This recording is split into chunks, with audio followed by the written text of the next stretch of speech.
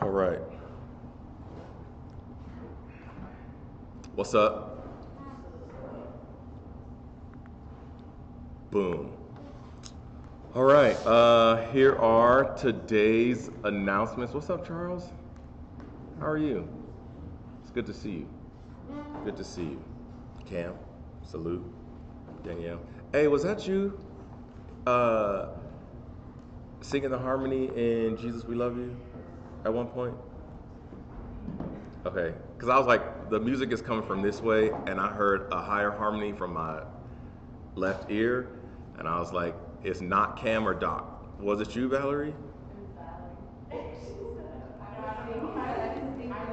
I was like, dang, okay, we out here. Was it you, Judy? Okay, cool. All right. Just making sure. I know for sure, again, it was not Cam or Doc.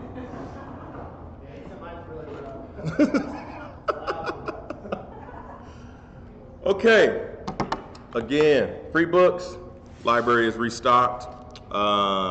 Today's two picks are Good and Beautiful and Kind by Rich Villodas. And basically, this book, his tagline is Becoming Whole in a Fractured World. And he essentially starts this book with what sin is and what it does to us, in that it separates us from God, and it separates us from ourselves, and it separates us from others. And so the premise of the book is working our way away from that because of Jesus and further the Holy Spirit. Very, very, very great read, very easy read, but that is on the bookshelf. Atomic Habits. This is one of my favorite books of all time. In this book, he essentially talks about bringing systems into your life to put your life where you want it to be.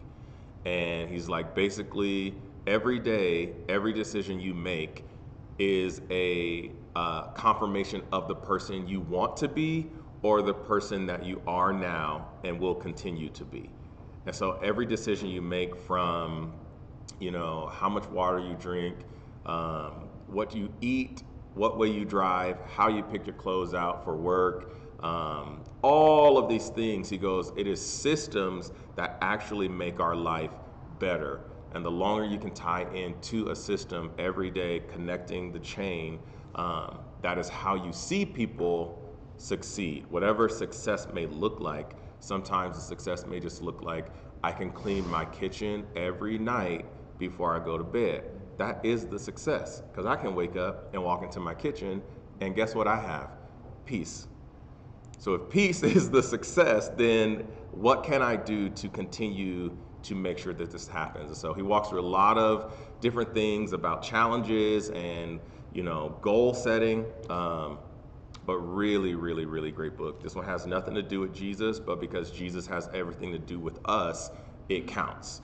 I'm a firm believer that Jesus came to redeem all of us. So I think Jesus would also want you to have the best systems for your life as you live life. So, Good and Beautiful and Kind, Atomic Habits. For a long time, I did not want to read Atomic Habits because the title was just like, I'm like, Atomic Habits? You just want me to blow my hold, like blow it all up? He's like, no, it's the tiny thing that produces the atomic reaction. And so that's what it is. The atom is so small that produces such a big. And I was like, okay, cool. That makes sense. I could do small stuff, to get my life going. So 2 very great books. Check them out. Holiday gift sponsorship, Arts Academy at Bella Vista. This came from Joelle.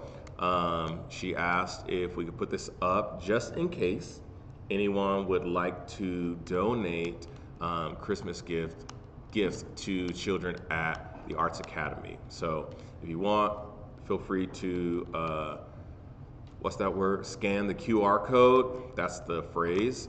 And all the information will be given to you there. I do know that the gifts are due on the 8th of December. So I was like, cool, let me get this out ASAP. So everybody got time to plan and do what they do. So, you good? Anybody else before I... Go ahead, take your time. This is a fun church. You can take your time here. I mean, the rest of it is between you and Jesus anyway. I'm just in control of the clicker.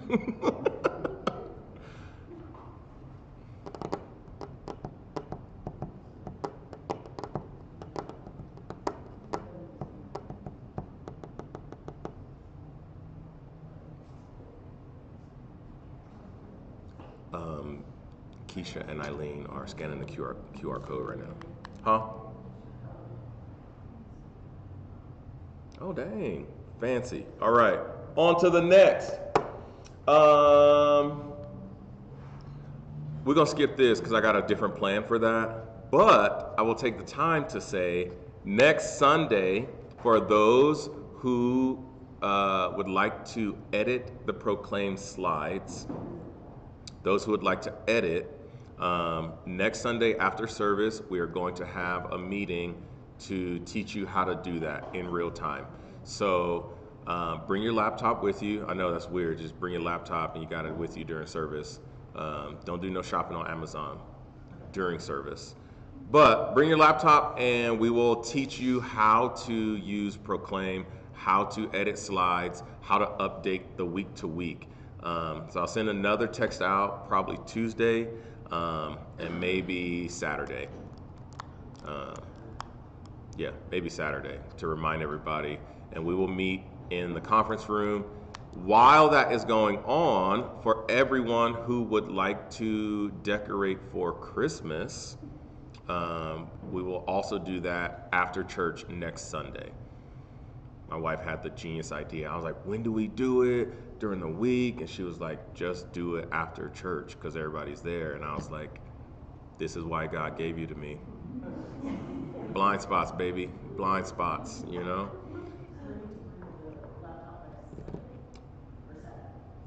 On Sunday after service, we will walk through Proclaim. So if you want to learn, bring your laptop with you, and I will do all the teaching, and then we'll go from there. But Christmas decorating will also happen next Sunday. So if you are like me, you may be a little disappointed that it's officially Christmas time and the church is not decorated yet, but it will smell like Christmas trees. So compromise. So nobody's like me. I'm the only one wearing Christmas earrings right now, so whatever. Cool. All right. That is next week. Yeah, next Sunday. Proclaim and Christmas decorating. We'll have lunch, so don't worry about that. That's what we're going to do. To all of those who give, thank you so much. We greatly appreciate you giving to Oasis. Every time you feel that heat kick on, that means that we paid the bills. and that is what majority of our money goes to. So when you give, know for sure that you are contributing to the heat being on Sunday mornings, which is really nice. Because y'all remember last winter, one of the heaters were out, and so it was just cold in here. Couldn't even get over like 64. It was freezing. Yeah, it was bad. It was bad. So yeah, we got that fixed, and now the heat works. So thank you to all of you who do give. If you would like to give, there are multiple ways to give. Venmo, there's a big brown box in the lobby, and the Church Center app. You can set up reoccurring giving in the Church Center app, which I just did. Normally, I like to get in there and do it myself, when I get paid. But I was like, you know what? Let's set up this reoccurring bit. Systems, Atomic Habits. Thank you very much. Free up some brain space. So those are the ways to give. Again, thank you to all of you who do give. We greatly appreciate it. Again, if you are not receiving text messages from Oasis, please text the word T to 575-222-8985. Any questions on any of those things before I hand the floor over? All right, without further ado, here to hit us up with chapter 27, Cheryl. Killer.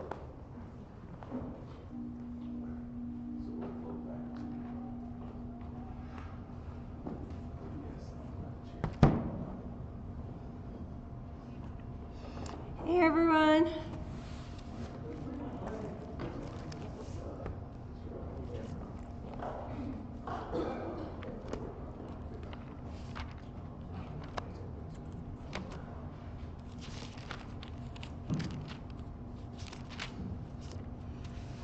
Okay, we're doing Proverbs 27 this week. I'm going to read it first, and then we'll get into. We're going to break it down, and see if we can learn some stuff. Does anyone want to read this week, or do you want me to read? Okay, I guess I'll read. Do not boast about tomorrow, for you do not know what a day may bring. Let another praise you, and not your own mouth, a stranger, and not your own lips. A stone is heavy, and sand is weighty, but a fool's provocation is heavier than both. Wrath is cruel, anger is overwhelming, but who can stand before jealousy? Better is an open rebuke than hidden love. Faithful are the wounds of a friend, profuse are the kisses of an enemy. One who is full loathes honey, but one who is hungry, everything bitter is sweet. Like a bird that strays from his nest is a man who strays from his home. Oil and perfume make the heart glad, and the sweetness of a friend comes from his earnest counsel. Do not forsake your friend and your father's friend, and do not go to your brother's house in the day of your calamity. Better is a neighbor who is near than a brother who is far away. Be wise, my son, and make my heart glad, that I may answer him who reproaches me. The prudent sees danger and hides himself, but the simple go on and suffer for it. Take a man's garment when he has put up security for a stranger, and hold it in pledge when he puts up security for an adulteress. Whoever blesses his neighbor with a loud voice, rising early in the morning, will be counted as cursing. A continual dripping on a rainy day and a quarrelsome wife are alike. To restrain her is to restrain the wind, or to grasp oil in one's right hand. Iron sharpens iron, and one man sharpens another. Whoever tends a fig tree will eat its fruit, and whoever guards his master will be honored. As in water, face reflects face, so the heart of a man reflects the man. Sheol and Abaddon are never satisfied, and never satisfied are the eyes of man. The crucible is for silver, and the furnace is for gold, and a man is tested by his praise. Crush a fool in a mortar with a pestle, along with crushed grain, yet his folly will not depart from him. Know well the condition of your flocks. Give attention to your herds. For riches do not last forever, and does a crown endure all generations? When the grass is gone and the new growth appears, and the vegetation of the mountains is gathered, the lambs will provide your clothing, and the goats the price of a field. There will be enough goat's milk for your food of your household, and the maintenance for your girls. This chapter, I had a little trouble pinning down the theme, but ultimately I think the theme is about behavior and relationships, because it talks a lot about the behavior of your behavior and the behavior of others around you. And there's a lot of mention of relationships: son, father, mother, friend. Friend is mentioned quite a lot as well. So I think the first one I want to highlight is number 4. Number 4 is it number 4? Yeah, sorry, I'm looking at the wrong one. Number 4, wrath is cruel and anger is overwhelming, but who can stand before jealousy? Wrath is basically vengeful anger. You're out to get someone, you're angry at them. And then anger, obviously, is just another part of that. But basically what it's saying is anger is destructive. It's just bad. A vengeful person filled with anger is cruel. But jealousy is far worse because it cannot be contained. It's just all-consuming. It consumes the person that is feeling that jealousy. Rage and anger are destructive. Basically, jealousy is a whole other playing field. It's just all bad.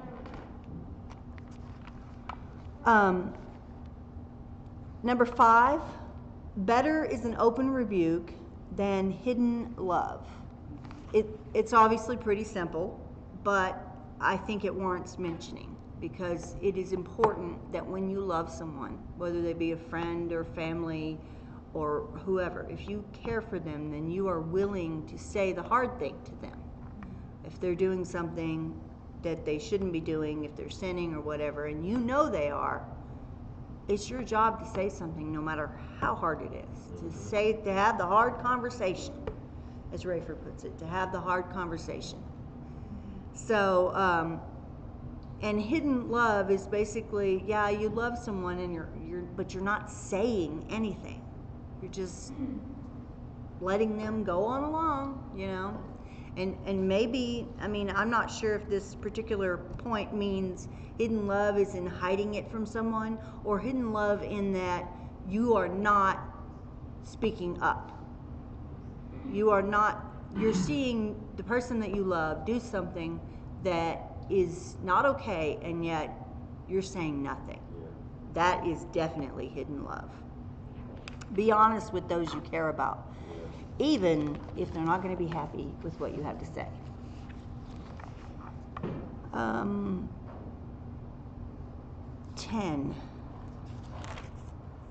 10 is, do not forsake your friend or your father's friend.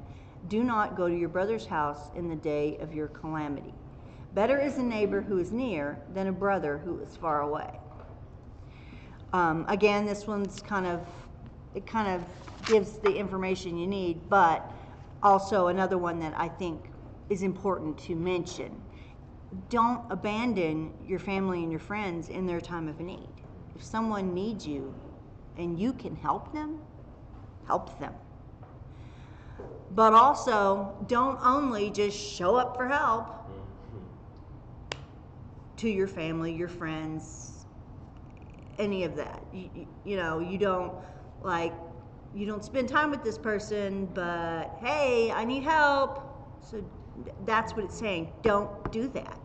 So don't show up in times of calamity or trouble. That's the only time you show up. That's basically what that's saying.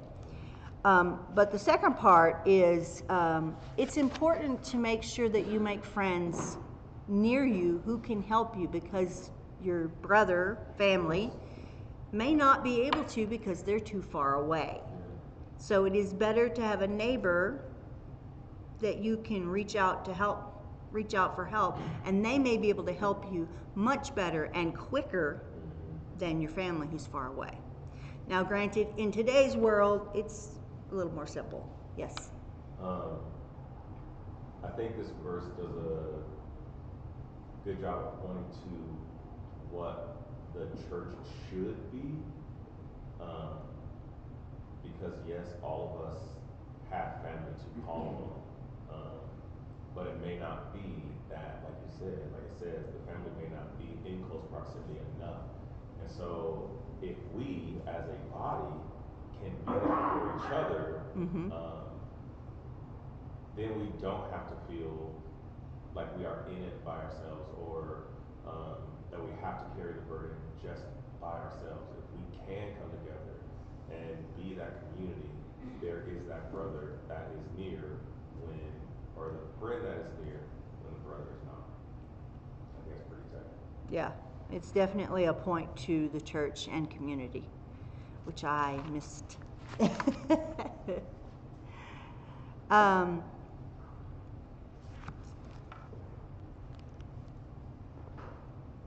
13. Now, 13 is almost identical to Proverbs 20:16. Where's it at? 13. Take a man's garment when he has put up security for a stranger, and hold it in pledge when he puts up security for an adulteress. I wanted to talk about this one because in today's world, we don't put up garments. So I thought it was important to point out. But basically, it's stating that you need to be careful who you loan money to, who you help out, if you will, because a stranger, adulteress, and these two words actually both mean stranger. They both could mean adulteress, but it's a word play in the Hebrew. It's pointing out stranger, stranger. It's just two different words that mean the same thing. But basically what it's saying is if you do that, you're putting yourself at a risk. And if something bad happens, it's all on you. It's your own fault if you lose your garment, is basically what it's saying. Is not to trust everyone who walks by you. Help only those you know. Because a stranger in this world, a stranger was someone that had no investment in the community. Yeah. They were just someone that, was passing by. And the point here is not to help out someone that you don't know that is trying to get something from you. Not necessarily not help them out, but someone that's trying to get something from you, and then you help them, and then like putting up security at a bank or something like that. You don't want to do that unless you know this person and they are part of your community. 14, this one actually made me laugh. Whoever blesses his neighbor with a loud voice, rising early in the morning, will be counted as cursing. Whoever blesses his neighbor with a loud voice. I loved that. I'm going to bless you with a really loud good morning. And it's saying, okay, your neighbor's sleeping in, but you're going to bless them with a loud voice. So obviously it's just pointing out to, maybe think before you speak or act about how it's going to affect those around you. But it made me laugh the way it was worded. Let's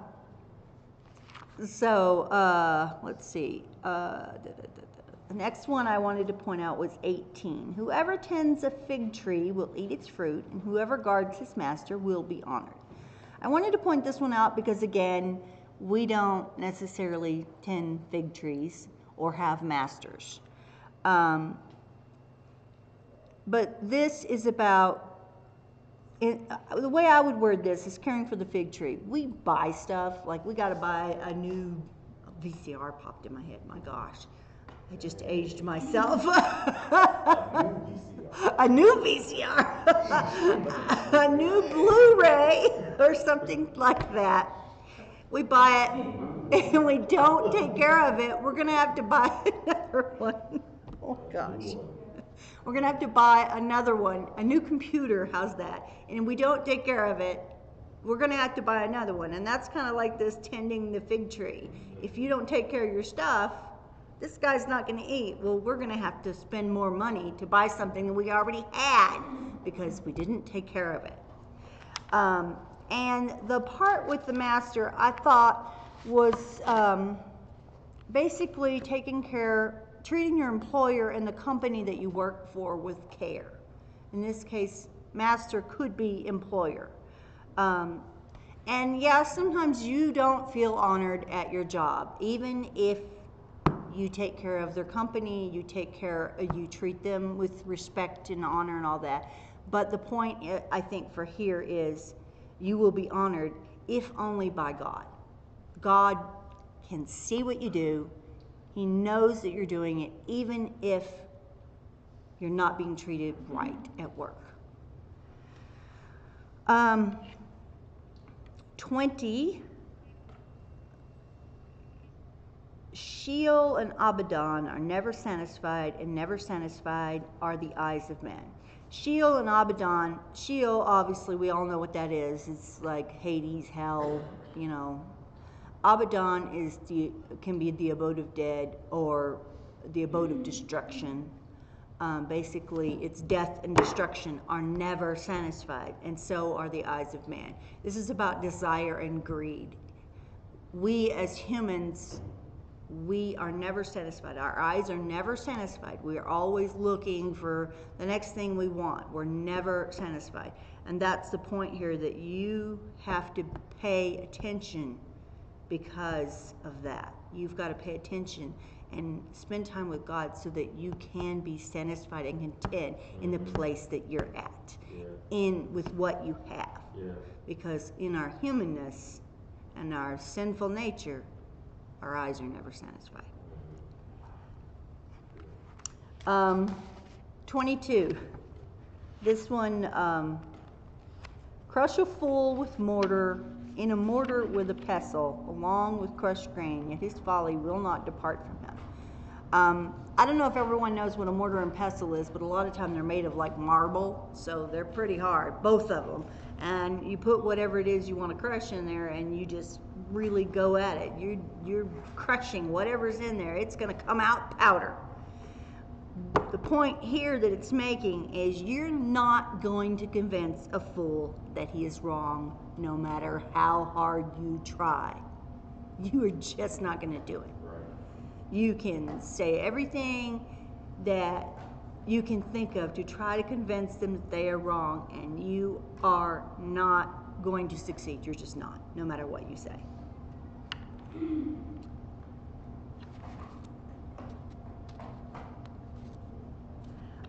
20, huh? Yeah.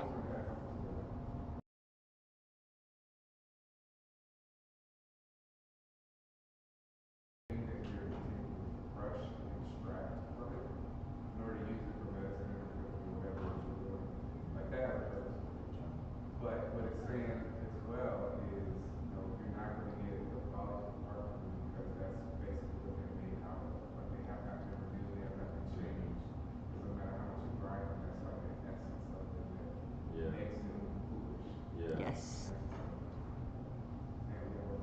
That's a good point. I don't know if everyone heard Doc, but he's pointing out that you can't separate the fool from his folly.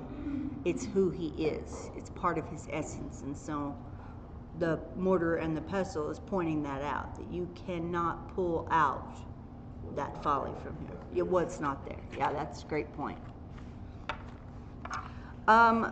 23 through 27 are kind of all about the same things. And they kind of reach back to 18, which is talking about taking care of what you have. 23 through 27, know well the condition of your flocks and give attention to your herds, for riches do not last forever, and does a crown endure all generations? When the grass is gone and the new growth appears, and the vegetation of the mountains is gathered, the lambs will provide your clothing, and the goats the price of a field. There will be enough goat's milk for your food and for the food of your household and the maintenance for your girls. This one is about taking care of your money, because it's not going to last forever. Pay attention to your flocks. We don't have flocks, but we go to work and we earn money. Right. And in this case, it's pay attention to your money, how you take care of it, because it's not going to last forever. And the point here, does a crown endure all generations? Is that what it says? Does a crown endure all generations? The word generations can mean forever, age to age. Basically, it's saying generations, because in the Bible, a lot of times generations, when they say the word generations, they're talking about a long time. It's simply a long time. A crown does not endure all generations. A kingdom is not going to last forever. And so you need to take care of your money, because it's not going to last forever. But the point here is, and it continues, when the grass is gone and the new growth appears and the vegetation of the mountains is gathered, the lambs will provide for your clothing. So what this is saying is, if you plan, Right. use some of those money books he's talking about, and you plan, and you have your money there, you will be taken care of in the long term, regardless of what's happening around you. Even if, there's not enough grass or anything like that, you've got money in the bank. You are cared for. It will last you because you planned. That's the important part here. I'll also I wanted to touch on 15, 16, because they're about basically a quarrelsome wife. I thought they were kind of funny. 15, but true, I should mention. A continual dripping on a rainy day and a quarrelsome wife are alike. To restrain her is to restrain the wind, or to grasp oil in one's right hand. Think about it. Drip, drip, drip. How annoying is that? That's what this is saying. A quarrelsome wife is just, it will drive you insane. Or quarrelsome husband, I think. It will drive you crazy. So just think about the Bible's just very, it's very vivid in this particular verse. To restrain her is to restrain the wind. Nobody can catch the wind. Can you hold oil in your hand? You can't do that either. So basically it's saying you have a better chance of catching the wind or holding oil in your hand than, stopping her. She's just going to be that way. There's nothing you're going to do about it. So you're stuck. Basically it's saying pay attention to who you marry. Pay attention and make sure they're not this person. Because once you marry, you're married and you're stuck with this person. And that's not what you want to do. So this is the point I think that it's trying to make here, is that you need to know the person that you're marrying before you marry them. Because you don't want to end up in this kind of position where you're stuck with that drip, drip, drip. So, yes, sir. And again, like last week, going back to, if I am married already and I look on the other side of the bed and they are not quarrelsome, and I'm like, I got it good, am I the constant drip? Oh, good point. And that is always a question that we have to ask, because again, we so easily look at everyone else and what they are doing or not doing, and the actual question is, am I doing all that I can? Am I the one being the constant drip in the marriage? Yeah, no one wants to be the constant drip. I don't know, did everyone hear that he said he doesn't want to be that constant drip? So you need to pay attention and make sure, if you look on the other side of the bed and your spouse is not the constant drip, make sure it's not you.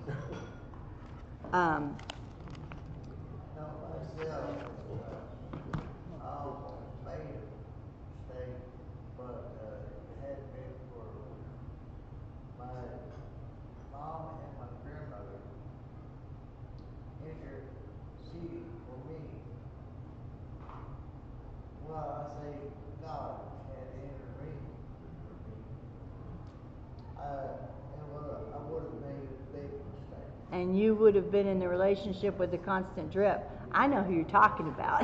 That's been many years. Yes, it has. And that goes right back to 5, verse 5. Where better is to open rebuke than hidden love. That is true. It does. Goes back to 5 is what Eric said. Better is an open rebuke than hidden love. You need to ask that question. Am I the one that's a drip? Exactly. And she needs to be honest with you. Exactly. So you need to ask your spouse, am I that drip? And if your spouse loves you, they're going to be honest with you and say, well, hard conversation. Exactly. Hard conversation. Yeah, it doesn't have to be bad. It doesn't have to be an argument. It just may be hard to get started and say, hey, well, you've been doing this, that, or the other thing. You've got to be willing and able to say that to your spouse. So, how does all this tie back to Jesus? Well, a lot of this actually does. But I chose to point out that it is talking about living your life right and preparing. Well, we have to live our life right and continually be in preparation and prepare for Jesus' coming. So in 2 Peter 3:14 it says, so then, dear friends, since you are looking forward to this, make every effort to be found spotless, blameless, and at peace with him. So I think this all ties into that verse, being prepared and living your life right constantly, so that, because the day of the Lord, it comes like a thief in the night. No one knows the day of the Lord. I mean, there are people that you hear, oh, it's going to happen here, and that has happened throughout the ages. There's been somebody always saying, I know when it is. It's going to happen March 2nd, 1502, you know. It didn't. No, we're still here. I mean, there have been people all through the ages, that's my point, is that have said, I know when it is. But the Bible is pretty clear. Not even Jesus knew when it was going to be. Jesus said, I don't know. Only the Father knows. And it will come like a thief in the night. So our job is to live our life right and be prepared. And if we live our life right, we are prepared for Jesus. And that's what we want to be. I think the practicality point here, though, is to pay attention to yourself, your behaviors, and those you associate with. Yes, pay attention. Look at yourself closely. Look at those around you. And if you are associating with someone who is a fool, a simpleton, you need to pay attention and make sure that they are not impacting you, or in some cases, you have to dust off your feet and walk away. As I can't remember who said that. Jesus said that. Oh my God, Paul popped in my head. I've been reading Paul, so Jesus said, dust off your feet, walk the other way, because you're not going to convince them. But you also need to make sure that they're not going to impact your life, which is what this is all about: being prepared, paying attention to your behavior. The encouragement, though, is we can prepare for times of trouble. We can prepare. And if we have close friends, they're going to help us in times of trouble as well. And we're going to help those that need our help in times of trouble. But the ultimate point, I think, here is that God will show you the way. God will always be there for you. You simply have to ask him. Sometimes he's not going to jump in because you're in trouble. He wants you to ask him to jump in. He wants a relationship with us, but he wants us to want the relationship. Yeah. That's why we have free will, so that we have the choice to have a relationship with God. That's what he wants. He doesn't want to jump in where he's not wanted. So we need to ask. When we're having trouble, God is going to be there. But we need to be willing to ask for God to help us through that moment. Does anyone have anything they want to add? Well, I think that's Proverbs 27.